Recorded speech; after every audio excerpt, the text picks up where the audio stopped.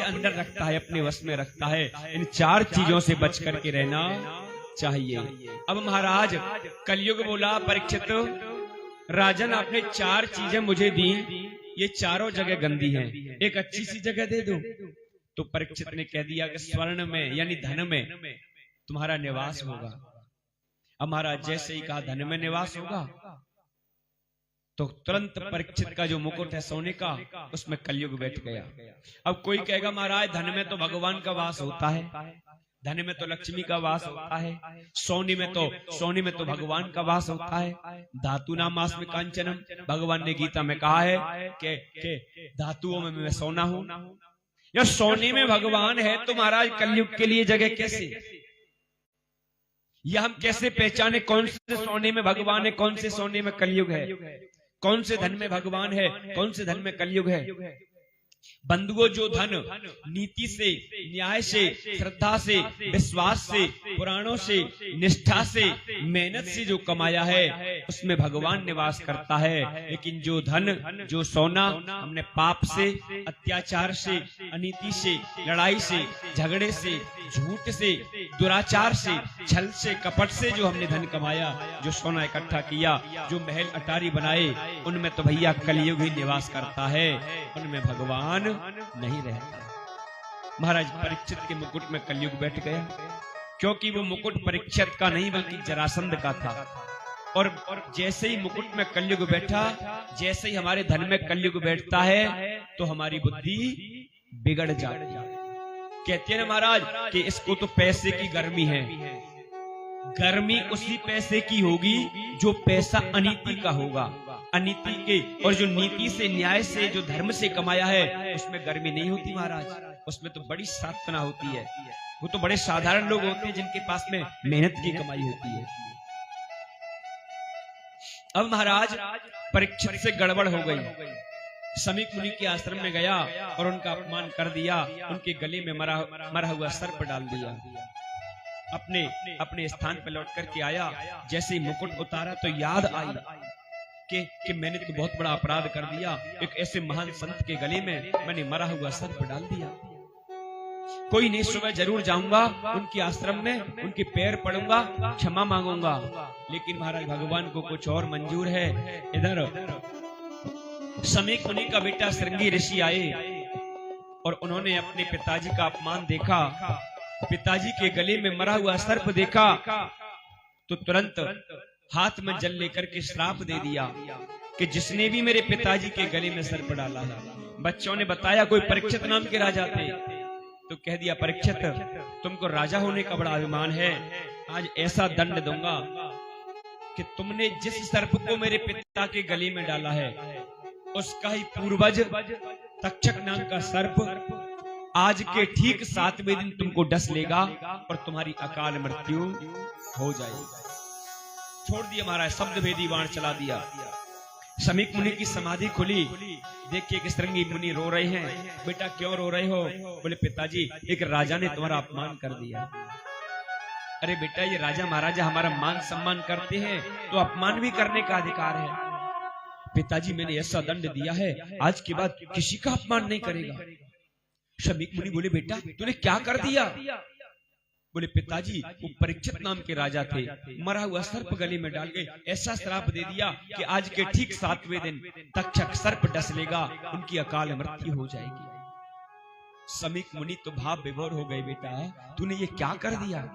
अरे परीक्षित से जरूर अनजाने में, धोखे में ये अपराध हुआ है, नहीं परीक्षित जैसा धर्मात्मा राजा धरती पे आज तक नहीं हुआ। परीक्षित तो इतने अच्छे राजा हैं, फिर तुमने श्राप दे दिया। लेकिन पिताजी अब जो दे दिया सो दे दिया। अपने शिष्य को भेजा परीक्षित के पास, परीक्षित समीक मुनि ने नादानी में तुम्हें श्राप दे दिया है, 7 दिन में तुम्हारी मृत्यु हो जाएगी, और अगर कोई उपाय करना चाहते हो तो कर लो। परीक्षित बोले महाराज ऋषि कुमार ने मुझे ये श्राप देकर के अच्छा नहीं किया। क्यों? अरे मैंने इस शरीर से एक महान तपस्वी संत का अपमान किया है, इस शरीर को मुझको एक क्षण रखने का अब अधिकार नहीं, मुझको 7 दिन का श्राप क्यों दे दिया? ये शरीर अभी जल जाना चाहिए, ये शरीर अभी खत्म हो जाना चाहिए, अभी नष्ट हो जाना चाहिए। लेकिन कोई बात नहीं, जब मुझे 7 दिन दिए हैं तो किसी न किसी कृपा के लिए दिए होंगे। आज अपने बेटे जन्मेजय को गद्दी पे बिठाया और जंगल के लिए राजा परीक्षित चले गए, वनवास करने के लिए जा रहे हैं। महाराज बहुत से लोग कहते हैं गुरुजी हमने अपने बच्चों के लिए बहुत कुछ कर लिया, अब तुम ब्रज में वास करेंगे, है अब तो भगवान का भजन करेंगे, लेकिन इतनी धन संपत्ति लेकर के जाते हैं, बढ़िया सा फ्लैट बुक करवाते हैं, बढ़िया सा फ्लैट खरीदते हैं, तब जाकर के रहते हैं। राजा परीक्षित ने ऐसा नहीं किया। राजा परीक्षित ने धन संपत्ति को हाथ नहीं लगाया, एक झीनी सी चदरिया लपेटी और महाराज राजशाही वस्त्रों को भी उतार दिया, एक साधु जैसा वेश बना करके, और मुजफ्फरनगर डिस्ट्रिक्ट में शुक्रताल नाम का स्थान है, वहां एक बरगद के पेड़ के नीचे आकर के बैठ गए, आंख बंद करी, गोविंद ये क्या हो गया मेरे से। तो महाराज हजारों संत उनके दर्शन करने के लिए आए। परीक्षित ने आंख खोली, देखा हजारों लाखों संतों की भीड़। सब कहने लगे परीक्षित उस ऋषि कुमार ने तुम्हें श्राप देकर के अच्छा नहीं किया। परीक्षित कहते महाराज उस ऋषि कुमार ने श्राप नहीं दिया, उसने तो मुझे वरदान दिया है।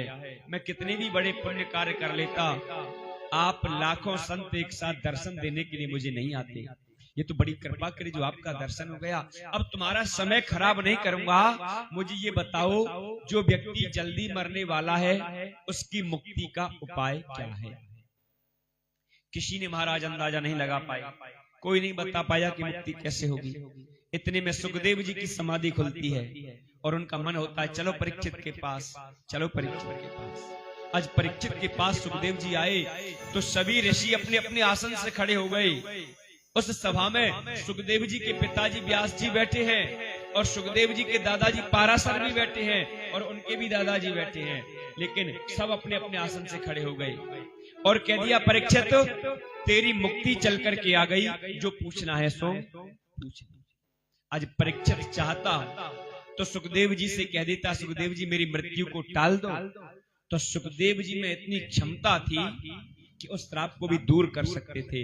लेकिन परीक्षित ने सोचा जो घटना आज मेरे साथ घटी है कल वो किसी और के भी साथ घट सकती है। अरे कोई ऐसा उपाय ना हो जिससे मुक्ति ही हो जाए, जो भी ये उपाय करे उसकी मुक्ति हो जाए। तो महाराज हमारी मुक्ति का उपाय क्या है वो हमें बताओ। 7 दिन में जिस व्यक्ति की मृत्यु होनी है, सुखदेव जी को प्रणाम किया, आसन पर बिठाया और पूछा गुरुजी जिस व्यक्ति की मृत्यु 7 दिन में होनी है उसकी मुक्ति का उपाय क्या है। सुखदेव जी कहते हैं परीक्षित तुम तो पढ़े लिखे ज्ञानी राजा हो, फिर ये मूर्खों जैसी बात क्यों करते हो। अरे परीक्षित तुम्हें कैसे समझा मैं, यहाँ प्रत्येक व्यक्ति को 7 दिन में ही मरना है।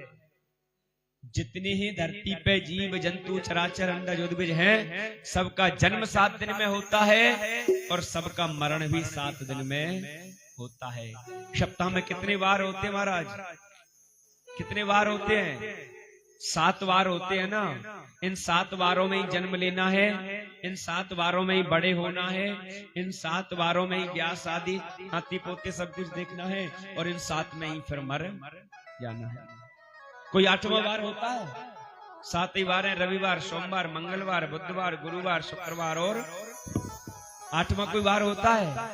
नहीं होता। मैं बताऊं 8वां वार होता है परिवार। क्या होता है? परिवार। अब एक बात मुझे बताओ कि परिवार वाले कौन कौन है जो यहाँ बैठे हैं? बाबा हो वो नहीं बताना, जिन्होंने सन्यास ले लिया वो नहीं, परिवार जिनका हो ना वो बताना कि परिवार वाले कौन कौन है। अच्छा सब परिवार वाले हैं, तो एक बात और बताओ कि परिवार किसे कहते हैं? परिवार की परिभाषा क्या है? परिवार क्या होता है? What is the definition of family? हाँ परिवार किसे कहते हैं? बताओ जोर से बताओ, कोई बात नहीं, पता ही नहीं है फिर तुम काहे के परिवार में रह रहे हो। मैं बताऊं आज का बताऊं कि पहले वाला बताऊं? अच्छा दोनों ही बताने, पहले आज का बता दूं। हम दो बात तो पूरी कंप्लीट कर दी महाराज। यही परिवार है ना आज का, फिर है मैयाओ। परिवार जब तक पूरा नहीं होता, जब तक परिवार में हमारे माता पिता, नहीं जुड़ जाती। लेकिन आजकल महाराज जैसे परिवार, हम नाम परिवार